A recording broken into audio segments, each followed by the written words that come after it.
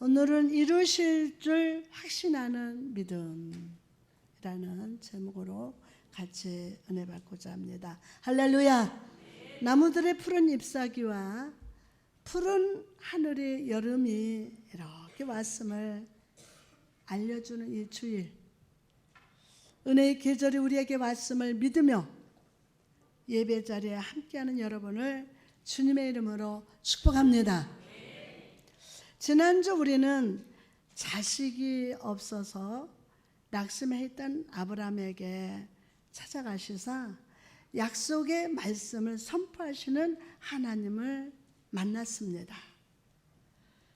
그리고 그 말씀을 진리로 붙드는 자에게 하나님 보시기에 귀한 것을 나의 소유로 차지하게 하시며, 염려의 유라굴로가 불어와도 하나님이 내 생명을 붙드시고 지키시며 완전하게 지키실 것을 저와 여러분이 깨달았습니다.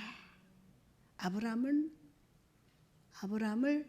장막 밖으로 이끌어내서 약속의 말씀을 주신 하나님, 그분은 이제 자기 자신을 이렇게 소개하고 있습니다. 본문 7절에 보니까 또 그에게 이르시되 나는 이 땅을 네게 주어 소유를 삼게 하려고 너를 갈대인의 우리에서 이끌어낸 여호와니라. 자신을 이렇게 소개하고 있어요. 나는 여호와니라. 나는 여호와니라. 여러분, 하나님은 아브라함에게 중요한 계시를 주시기 전에 먼저 자기가 누구인지를 소개합니다. 저도 소개하게 되면 저는 전담양 목사입니다. 이렇게 소개하듯이 하나님은 아브라함에게 중요한 계시를 주시기 전에 먼저 자기가 누구인지를 소개합니다. 바로 여호와라는 것입니다. 여호와라는 명칭은요, 약속을 주시고 그 약속을 신실하게 지키시는 분이라는 뜻입니다. 그 여호와 하나님께서 아브라함을 갈대아 우르에서 끌어내신 이유가 무엇이라고 합니까? 약속의 땅 가나안을 그의 소유로 주기 위한 목적으로 이끄셨다고 말씀합니다. 참 이거 귀한 겁니다. 아브라함이 겪고 있는 상황은요, 일정한 직업이나 소유한 땅도 없이 이것저것 떠돌아다니는 유목임입니다. 그러나 하나님에게 있어서 아브라함을 향하신 그분의 계획과 뜻은 지체하지도 않고 미뤄지지도 않고 분명히 이루어지고 있었습니다. 지금 여러분에게 당면한 현실이 아무리 힘들고 어렵다 할지라도 낙심하지 맙시다. 우리가 믿는 분은 여호와 하나님이십니다. 우리가 믿는 분은 어떤 분이에요? 여호와 하나님이셔요. 여호와 하나님. 그분은 약한 것들을 들어 강한 것을 부끄럽게 하시며 모든 것을 합력해서 선을 이루시는 아버지가 되십니다. 현실을 한탄하지 말고 나를 부르신 주님께 미래에 대한 소망을 품고 약속을 지키시는 하나님을 믿으며 살아가시기를 주님의 이름으로 축원합니다. 하나님이 천지를 창조하실 때를 한번 떠올려 봅시다. 그분은 혼돈과 공허가 가득한 곳에서 말씀으로 모든 것을 창조하셨어요. 말씀으로. 그 누구의 도움도 없이 스스로 주권적으로 이루셨습니다. 없는 것을 마치 있는 것처럼 부르셨고 그대로 이루어졌어요. 로마서 4장 17절 말씀 보니까 기록된 바 내가 너를 많은 민족의 조상으로 세웠다 하신 것 같으니 그가 믿은 바 하나님은 죽은 자를 살리시며 없는 것을 있는 것으로 부르시는 이시니라. 그러므로 여러분, 오늘 이 없는 것을 있는 것처럼 부르시고 존재하게 하신 하나님이, 참 이게 중요한 것 같아요. 존재하게 하신 하나님이 여러분에게 약속을 주셨음을 믿으십시오. 그리고 그 약속을 신실하게 지키시는 그날까지 인내함으로 기다리는 성도 여러분 되시기를 주님의 이름으로 축복합니다. 아멘. 그러면 히브리서 10장 36절에 보니까 너희에게 인내가 필요하면 너희가 하나님의 뜻을 행한 후에 약속하신 것을 받기 위함이라. 아멘. 리센 증후군이라는 말이 있습니다. 컴퓨터를 켜고 사용하다가 뭐가 속도가 느려지거나 멈췄을 때 리셋 버튼을 누르는 것처럼 내가 원하는 일에 대한 결과가 빨리 나타나지 않을 때 리셋 버튼을 누르고 다시 시작하면 된다고 생각하는 것을 말합니다. 특히 요즘 같은 초고속 인터넷 시대, 핸드폰으로 생활의 모든 것을 해결하는 시대를 살아가는 우리에게 기다림, 인내는 도저히 참을 수 없는 것이 되고 말았어요.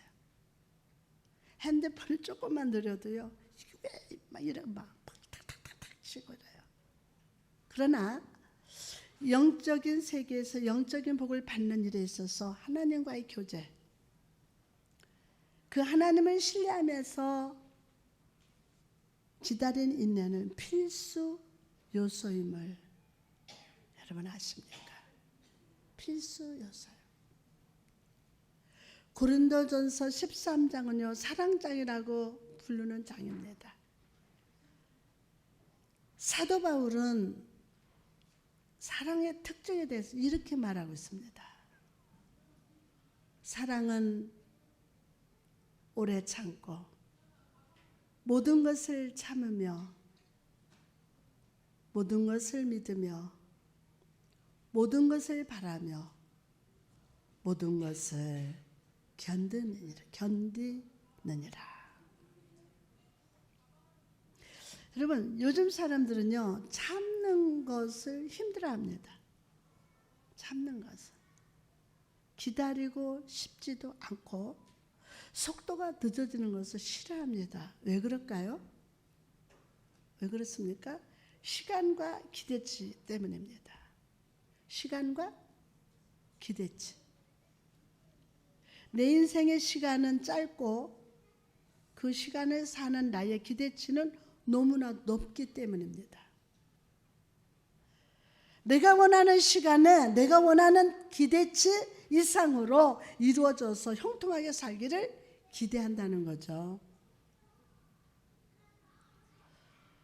주일날 교회에서 또는 기도원에서 성도분들을 만나서 삶의 이야기를 들어보면 각자 간절히 바라는 것들이 있어요. 빨리 이루어지기를 기대하는 거예요. 빨리. 그런데 성령께서 저에게 기도하며 인내하라 라고 말씀을 주셔서 그것을 전해드리면 그 당시에는 아멘 목사님 알겠습니다 이럽니다. 그리고 조금도 기다리지 못하고 자기 방법대로 해보려고 하려고 사람을 의지합니다. 그런데 여러분, 오래 참고 라는 단어의 뜻을 보면 끓이는데 아주 오래 걸린다 이라는 뜻이라고 합니다. 오래 참고 끓이는데 아주 오래 걸린다는 뜻이라고 합니다. 끓이는데 오래 걸린다. 한약을 옛날에는 다 이렇게 한약 이렇게 그 질그릇 이 통에다가 한약을 넣고 종이로 해서 묶고서 숯불에다 이렇게 놓고 부채질을 하면서 한약을 드립니다. 제 어릴 때만 해도. 근데 아주 뜨거운 불이 아니에요. 그냥 숯불, 그냥 은은하게 타는 숯불에 그게 꺼져갈 것 같으면 부채로 막 붙이면서 한약을 드립니다. 그래서 그걸 오랜 시간 끓이다 보면 거기에서 진국이 나와요. 천천히 한약이 잘 우려 나옵니다. 그래 약초 성분이 전부 빠져나와서 몸에 좋은 약이 되기 때문이죠. 여러분을 향한 응답과 축복은 준비되고 있습니다. 있어요. 준비되고 있어요. 그것이 여러분의 영적 건강한 삶의 진정 유익이 되기 위해서 여러분은 인내의 불을 은은하게 유지할 필요가 있음을 잊지 마시기 바랍니다. 인내. 그럼 이 하나님 말씀 앞에서 아브라함은 어떻게 반응했을까요? 어떻게? 본문 8절에 보니까 그가 이르되 주 여호와여 내가 이 땅을 소유로 받을 것을 무엇으로 알리까? 아브라함이 하나님 앞에 이렇게 물어요. 앞서 2절 말씀에서 그는 하나님 앞에 불신을 가지고 말한 적이 있었습니다. 불신을 가지고 나는 자식이 없습니다. 나의 종 엘리에셀이 내 후계자가 될 것입니다 라고 대답을 합니다. 그러나 8절에서의 아브라함은 의심하거나 불신하는 영혼이 아니었습니다. 그는 소유로 받은 것을 무엇으로 알릴까? 라고 묻고 있습니다. 자, 여러분, 무엇으로 라는 말은 히브리어로 뺀마라고 하는데 무엇에 의해서 라는 뜻입니다. 즉 여기서 무엇은 하나님의 행하실 일에 대해 의심이 아니라 분명한 기대를 가지고 묻고 있었다는 겁니다. 분명한 기대를 가지고 오늘 하나님을 기대하시기 바랍니다. 여러분, 우리도 하나님 앞에 예배할 때, 삶을 살아갈 때 우리에게 행하신 하나님을 향해서 믿음의 기대를 가져야 할 줄 믿습니다. 예배 드리면서 그저 오늘 뭐 예배 안 드리면 정죄받고 그러니까 오늘 예배 드리면서 하나님을 기대해야 돼요. 여러분이 오늘 이렇게 예배 드리면서 우리를 향하신 그 하나님을 향해서 믿음의 기대를 가져야 돼요. 내가 원하는 목적, 세상에 썩어질 것을 구하면서 주님을 따르는 자가 되지 말고 오늘 주님이 내게 주실 하늘의 은혜와 축복들을 기대하며 주를 따르는 겸손한 제자로 살아가시기를 주님의 이름으로 축복합니다. 마태복음 8장에 보니까요, 예수님께서 8가지 복에 대해서 말씀하신 것이 나옵니다. 그 중에 첫 번째 복이 무엇입니까? 첫 번째 복이 뭐예요? 바로 가난한 마음입니다. 가난한 마음이 무엇입니까? 여러분, 가난한 마음이 뭐예요? 바로 기대하는 마음이에요.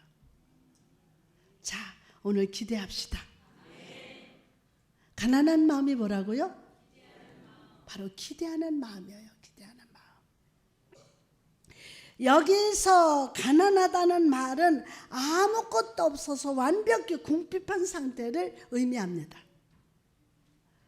예를 들어서 성경 속의 탕자가 아버지께 돌아갈 때의 모습을 한번 상상해 봅시다. 이렇게 완벽히 궁핍하면 어떻게 되겠습니까? 무엇이든 좋으니 이 궁핍을 면하게 해달라고 할 것입니다. 배고픈데 참 우리도요, 가난한 심령을 갖게 되면 하나님께서 나에게 무엇인가 채워주시기를 기대하는 마음이 됩니다. 이 마음을 가진 자가 복되도다. 이 마음을 가진 자가 복되도다. 여기서 복이 있나니 라는 부분을 제대로 해석하면 마음이 가난한 자는 복이 있다 라는 것입니다. 마음이 가난한 자, 세상의 창고가 아니라 여러분 마음이 가난한 자는 복이 있다. 마음이 가난한 자, 즉 기대하는 마음을 가진 자가 그 자체로 복이라는 거예요. 오늘 하나님을 기대합시다. 그 자체가 복이다. 오늘 가난한 마음을 품으시기를 바랍니다. 그럴 때 하나님이 채워주십니다. 채워주세요. 여러분의 머릿속에 무엇인가 생각하기 전에 먼저 하나님의 선한 생각으로 채워주시기를 기대하시기 바랍니다. 예레미야 29장 11절 보니까 여호와의 말씀이니라. 너희를 향한 나의 생각을 내가 아나니 편안이요 재앙이 아니니라. 너희에게 미래와 희망을 주는 것이라. 지금 당한 것이 재앙이 아니다. 미래에 희망을 주는 것이다.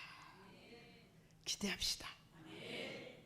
무엇인가 말하기 전에 먼저 하나님께서 주시는 말을 품으시기 바랍니다. 무엇인가 말하기 전에, 무엇인가 먼저 사람의 말을 하기 전에 하나님께서 주시는 말을 품으십시오. 품으십시오. 아멘. 예레미야 1장 9절 말씀 보니까 여호와께서 그 손을 내밀어 그 입에 대시며 여호와께서 내게 이르시되 보라 내가 내 말을 내 입에 두었노라. 여러분의 인생길을 가기 전에 먼저 하나님의 말씀을 들으시기 바랍니다. 무엇을 하기 전에 하나님의 말씀을 먼저 들으십시오. 손해 안 봅니다. 걱정하지 말고 하나님 말씀 들으십시오.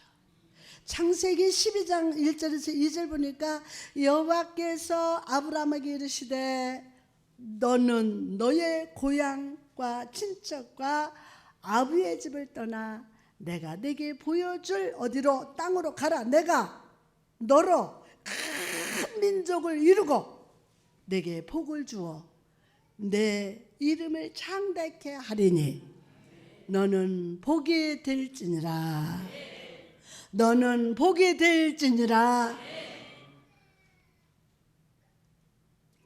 여러분의 생각과 말과 행동을 하나님께 맞출 때 여러분의 삶이 복됨을 잊지 마시고 오늘 하나님을 기대하시기 바랍니다. 기대하세요. 자, 여러분 요즘 성도들 보면 마치 계시록의 라오디게아 교회처럼 뜨겁지도 않냐고 차지도 않는 사람들이 많습니다. 오늘 하나님을 향한 기대로 뜨거워지기를 바랍니다. 다시 한번 오늘 하나님을 향한 기대로 뜨거워질 줄다.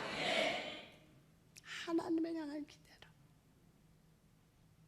여러분의 삶이 메마르고 갈라진 땅과 같습니까? 오늘 이 시간 채워주실 것을 기대합시다.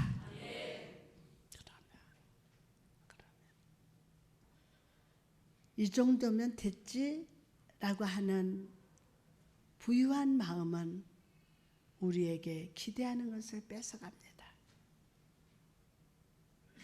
그러므로 오늘 부유한 마음을 버리고 하나님 앞에 갈급한 마음으로 서 있으시기를 바랍니다. 주님이 채워 주십니다. 시편 107편 9절에 보니까 그가 사많은 영혼에게 만족을 주시며 줄인 영혼에게 좋은 것으로 채워 주시리로다. 자, 그럼 어떻게 하면 우리가 하나님 앞에 줄인 영혼, 가난한 심령이 될 수 있을까요? 어떻게 하면? 그것은 우리가 하나님 말씀 앞에 설 때 가능합니다.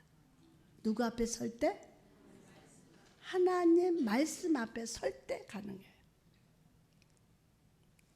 우리가 하나님의 약속의 말씀을 들으면 들을수록 우리 마음이 갈급하게 됩니다. 우리가 전에는 전혀 기대하지 못했던 소원이 마음속에 생기게 됩니다. 우리가 하나님의 말씀으로 부해진다는 것은 다시 말하면 기대가 많아진다는 거예요. 하나님 말씀으로 부해진다? 하나님을 향한 기대가 많아진다는 거예요. 오늘 이 복을 받을지어다. 여러분 마음속에 무엇이 가득하십니까? 한번 직면해 보세요. 여러분 마음속에 지금 무엇이 지금 가득합니까? 여러분의 마음은 하나님의 말씀으로 부유하십니까? 마음속에 하나님의 은혜는 마치 폭포와 같습니다. 우리가 믿음으로 기대하면 하나님은 충분히 채워주실 것임을 오늘 믿읍시다. 다시 한번 믿읍시다. 자, 그럼 아브라함의 이 믿음의 질문에 하나님이 뭐라고 대답하셨습니까? 뭐라고? 본문 9절에 보니까 여호와께서 그에게 이르시되 나를 위하여 3년 된 암소와 3년 된 암염소와 3년 된 순양과 산비둘기와 집비둘기 새끼를 가져올지니라 라고 대답하세요. 아브라함은 자신의 믿음에 대한 확신을 얻기 위해서 하나님의 표적을 구했습니다. 표적. 그러나 하나님께서는 아브라함을 위해서가 아니라 여호와 하나님 그분을 위하여 재물을 가져오라 명령하셨어요. 부탁이 아니라. 왜냐하면 하나님을 위한 것이 진정 사람을 위한 것이기 때문이에요. 하나님을 위한 것이 사람을 위한 것이에요.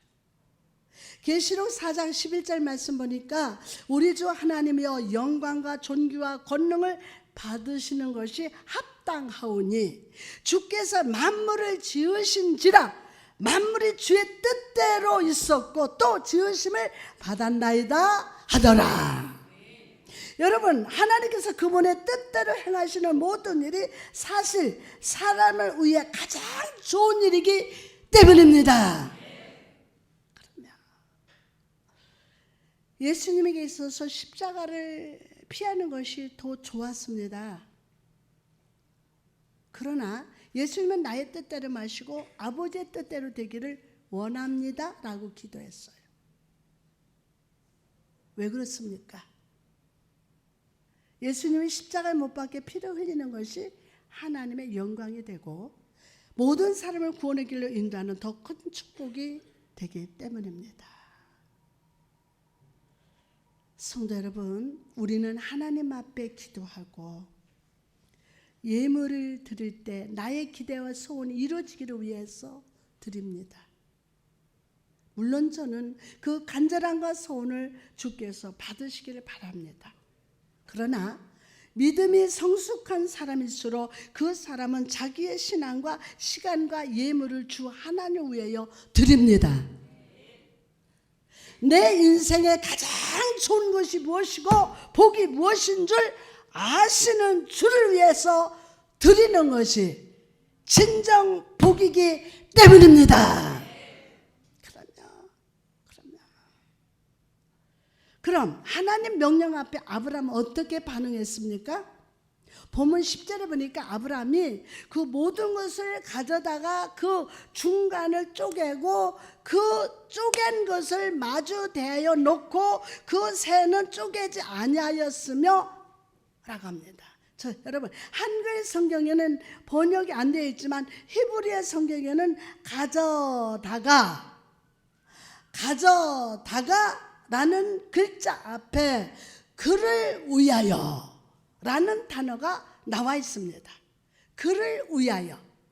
자, 그렇습니다. 아브라함은 주께서 말씀하신 모든 것을 주를 위하여 가져왔습니다. 3년 된 암수와 암염소, 순양과 비둘기를 가져다가 그 중간을 쪼갰다고 합니다. 3년 된 것을 드린다는 것은 완전히 성숙한 온전한 것을 드린다는 뜻이고, 중간을 쪼갠다는 것은 좌우로 조금의 치우침이 없이 하나님 말씀에 완전히 순종했다 라는 뜻입니다. 여러분, 오늘 우리가 회복해야 할 것이 바로 이 치우치지 않는 순종인 줄 믿습니다. 전가된 순종, 자발적인 순종. 이 중간에 쪼갰다, 이렇게 좌로 치우치지 않는다. 오늘 이 말씀 받고 오늘 치유될 주다. 치우치지 않는 거야. 아멘. 내 생각이나 내가 당면한 상황에 흔들리지 않고 하나님이 내게 말씀하셨으니 그대로 순종하는 것이 진정한 순종임을 믿으시기 바랍니다. 여호수아 4장에 보면요, 여호수아와 이스라엘 백성이 요단강을 건너는 장면이 나옵니다. 여호수아 4장 10절 말씀 보니까 제사장들이 어깨에다가 여호와의궤를 메고 제일 먼저 어딜 가요? 강을 건넜다고 말합니다. 강을. 이것은 겉으로 보면요, 별일 아닌 듯 보이지만 사실 굉장한 믿음의 행동이에요. 여러분, 출애굽할 때 이스라엘 백성은요, 홍해가 갈라지고 바다가 마른 땅이 된 후에 바다를 건너갔어요.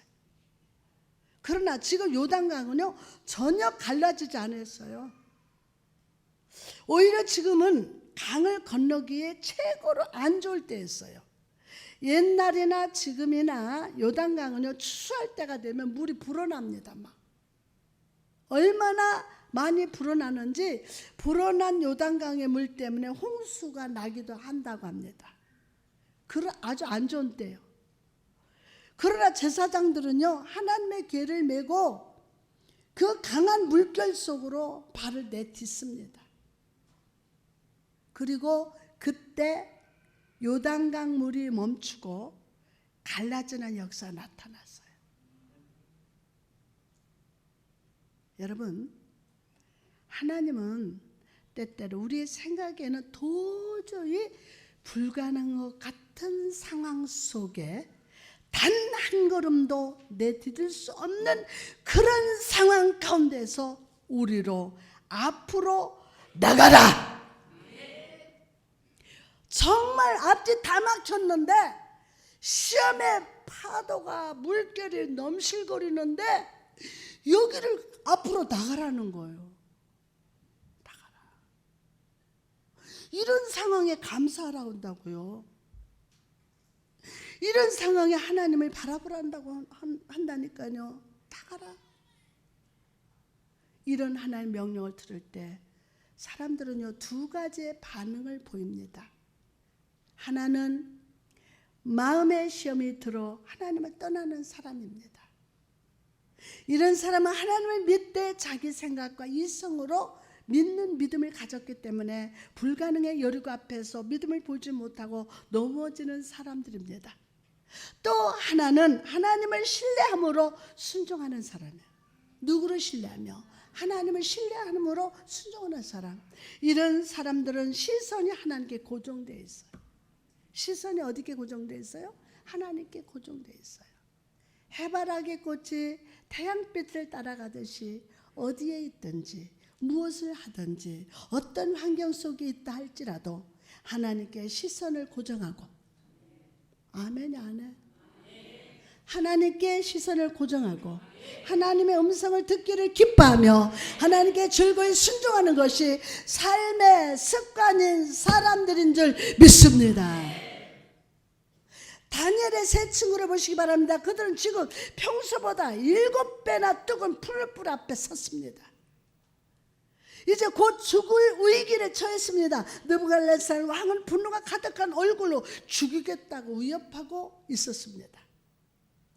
이때 다니엘의 세 친구는 어떻게 반응하고 있습니까? 다니엘서 3장 16절 18절을 보니까 사드락 메삭 아벳느고가 왕에게 대답하여 가로되 느부갓네살이여, 우리가 이 일에 대하여 왕에게 대답할 필요가 없나이다. 만일 그럴 것이면 왕이여, 우리가 섬기는 우리 하나님이 우리를 극력히 타는 풀무불 가운데서 능히 건져내시겠고 왕의 손에서도 건져내시리이다. 그리 아니하실지라도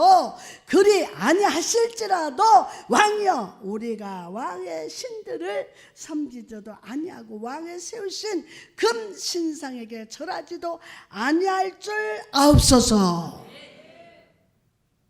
사드락 메삭 아벳느고는요, 하나님을 바라봤어요. 그리고 하나님을 신뢰함으로 풀무불에 발을 내디뎠습니다. 그때 어떤 일이 일어났습니까? 예수님이 그 자리에 찾아오셨습니다. 그리고 그들을 지키시고 보호하사 머리털 하나도 타지 않도록 구원해 주셨음을 믿으시기 바랍니다. 여러분, 오늘 여러분의 삶 가운데는 어떤 시험의 강이 가로막고 있습니까? 그 강 앞에서 여러분은 지금 어떤 반응을 하고 계십니까? 무엇을 바라보십니까? 오늘 내 삶의 환경과 시험을 바라보던 눈을 돌려서 하나님께 시선을 고정합시다. 아멘. 나의 연약함을 바라보던 눈을 돌려 하나님의 전능하심을 바라보고 그 전능하심을 의지하여 믿음의 발걸음을 내딛으시기를 주님의 이름으로 축복합니다. 하나님은 언약궤를 맨 제사장들이 요단강 한가운데 서 있게 하셨습니다. 그리고 뒤이어서 백성들이 건너게 하셨습니다. 하나님께서 제사장들을 요단강 한가운데 서 있게 하신 이유가 무엇입니까? 바로 이 모든 사건 속에 하나님의 함께 하심을 보여주시기를 위함이었어요. 이 사건 속에 하나님이 함께 하신다. 이 문제 속에 하나님이 함께 하신다. 여호와의 권능이 임할 때 강이 갈라지고 강하게 흐르던 강이 벽을 이루었습니다. 여호와의 권능이 강 가운데 있을 때 강물이 백성들을 해하지 못했습니다. 여러분, 오늘 여호와의 임재가 여러분 삶에 거하심을 믿읍시다. 하나님의 권능에 여러분 삶의 모든 시험 가운데서 보호하시고 지켜주심을 다시 한번 믿읍시다. 다시 한번 믿읍시다. 다시 한번 믿읍시다. 오늘 이 사실을 믿음으로 힘을 냅시다. 자, 옆 사람한테 힘을 내십시오. 믿음으로 힘을 내십시오. 발걸음을 내딛으시기 바랍니다. 힘을 내시고 주의 말씀에 두 손 들고 아멘하며 순종하시기를 주의 이름으로 소원합니다. 아멘. 제가 이번에 안산에 가서 설교한 게, 여러분 그 돌 같고 전갈 같은 것이 그 딱딱한 것으로 시험이 보이지만 그 속에는 축복이 있다. 아멘. 그러면 성령께서 오늘 이 말씀으로 여러분을 축복하신 줄 믿습니다. 임하여 주옵소서. 기름 부시고 아멘. 아멘. 할렐루야.